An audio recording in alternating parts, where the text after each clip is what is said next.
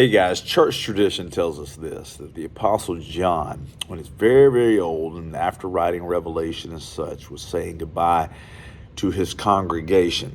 Because he had outlived his time at Patmos, he was back preaching. So here's the thing. When he's leaving, not leaving in a sense, but being so old, he was getting very old and would be leaving very soon to be in heaven. But before he did that, he told his congregation, he said, this is the main thing, that we love one another. But they wanted a new commandment. They were like, John, come on. We want something new here. You're going to have to tell us something new before you're out of here. He said, no, I'm not going to give you a new commandment. I'm going to tell you as it is. Love one another.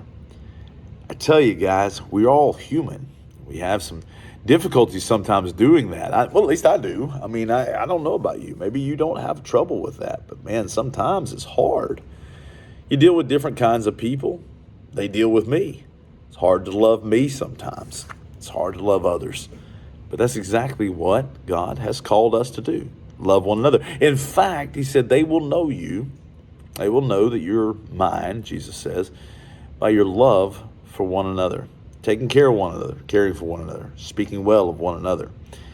Too many times in the Christian circles, we see ourselves not doing that very thing, not speaking well of each other, not understanding one another, not having the ability to work together, and that's hard. And granted, I know beyond a shadow of a doubt, there are personalities that are very difficult to work with. I can be very difficult to work with, and others can. But John says, look, you got to love one another. When you're down, you got to pick them up. When they need encouragement, you need to encourage them. When you need help, you can call on them, and when they need help, they can call on you. Friendships, loving one another, making sure we're showing, gratitude to each other, making sure we're showing favoritism to one another. If we're believers, that first of the, we take care of those of the faith, and then we certainly reach out and take care of those outside of the faith. But first and foremost, those of the faith is what the Bible teaches. Here's the thing. When we look at all of this, guys, we're to love one another. Yes, we're all, fallible. And yes, we all make mistakes. And yes, we all are imperfect. But we do have to, at the end of the day, love each other, work together. Because here's what God will do. If, in fact, we will work together, and if, in fact, we will love each other, he will do an amazing work in us. He'll do an amazing work through us. He'll do an amazing work for us.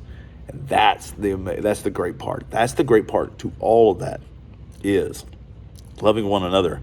God can use us and use us mightily. So at the end of the day, figure out a way to show your love for another Christian brother or sister. See ya.